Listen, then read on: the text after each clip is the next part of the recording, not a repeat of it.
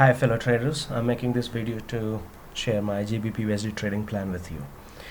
You can see that GBP USD has moving in a range after a very sharp fall from this point to this point, and I'm expecting this to hit 38.2% retracement. So I have taken my buy position already right after this candle turned from bearish to bullish. You can clearly see that this very first candle at European session opening was going to the downside, but later it reversed the direction, and as soon as it went above the opening point, I took my buy position. This was a crucial triggering factor for me, because I have taken moving average crossover and RSI into my account. So with RSI above 50 and this faster blue line above this red line, I feel that this is the beginning of new bullish swing inside the channel. You can see that the crossover took place here in this moving averages, and then this blue line, that is the faster line, was staying above this red line. For a blue line to stay above this red line, it was necessary for this candle to close as a bullish candle. So this candle initially was a bearish, but it returned back to the upside, and as soon as it went above, this criteria has been fulfilled and the blue line is still staying above the red line. If this candle was a bearish candle, then this blue line would close below this blue line would cross below this red line, and then this trade setup would not be formed. But now this trade setup is formed, so we have this channel price reacted from the lower trend line, and now at the opening of a European session, blue line is staying above this red line. Also this RSI is staying above 50. So this was the triggering factor to enter my buy position after price reacted from this lower trend line.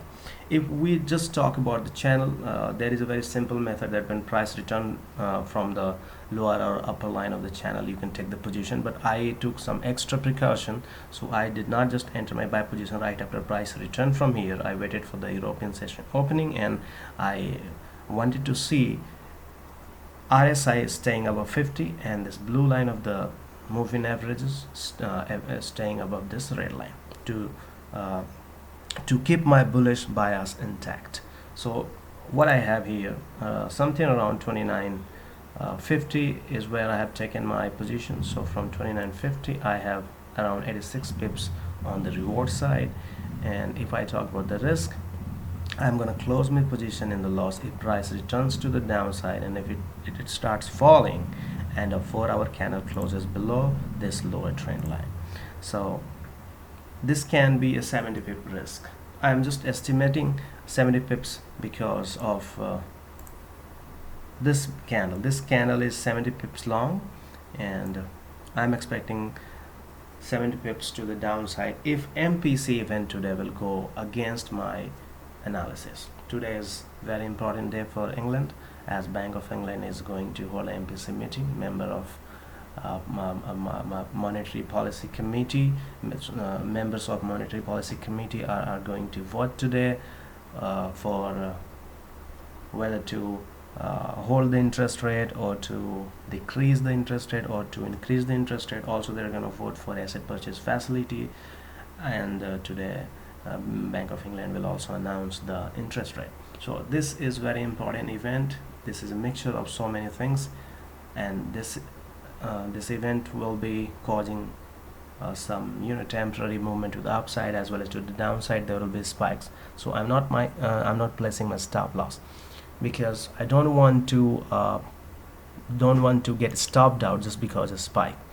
That is why I'm gonna wait for a 4-hour candle closing, and even if this candle will be big, and obviously if MPC event is going to go against my analysis, then this will obviously be a big bearish candle, something like this big candle. So this is the 70 pips.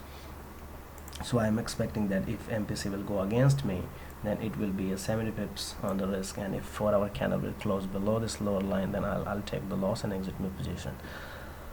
This is the one thing. Another thing is, as per my analysis and other events related to the development in the EU UK deal, I don't see any significant reason today for Bank of England to decrease the interest rate. Also, I don't see any reason for AMPC members to vote for further decreasing interest rates. So maybe this event is gonna be a non-event. There will be no outcome. However, big traders like institutional and professional traders and banks try to guess what is going to be the next, and then they just try to guess something out of the statements. So just because of such kind of sentiment, there are always some temporary movement and spikes during such kind of events. That's why it's better not to place an SL and wait for a 4-hour candle closing. So here it's very clear that my reward is greater than the risk. Reward from 29.50 is around 86 pips, and if price will fall down, maybe 70 pips will be my risk. So this is GBP USD. Next thing which I'm going to add in this analysis is split position. I have taken a single trade into two split positions. One position on GBP USD with the half of the lot size, and another position on GBP odd with rest half of the lot size. So basically I'm just diversifying the risk of a single trade into two split position of two different pairs. And the reason behind taking Australian dollar as the counter currency is the recent movement of odd USD. If you have seen my previous video, you know that I was into sell position something around this area, and my target was the midline, and that has been already completed yesterday. Even before the FOMC statement and the interest rate decision of Fed, Australian dollar was falling from around upper trend line of this channel, and it kept falling even before the event, and even after FOMC it kept falling, and even now you can see that this is still taking still forming like a bearish candle. So odd USD is looking like it's going to hit the lower trend line of this channel. So Australian dollar is significantly weak compared to other currencies, other major 8 currencies. That's why I have taken my GBP odd buy position as well. So both positions are simultaneous position and has been taken together. When I will exit my GBP USD, in case of loss, I'll exit my GBP odd position as well. And if my GBP USD will hit my TP, I'll take the profit in GBP odd as well. I may get some extra pips on GBP odd because of the weakness of Australian dollar.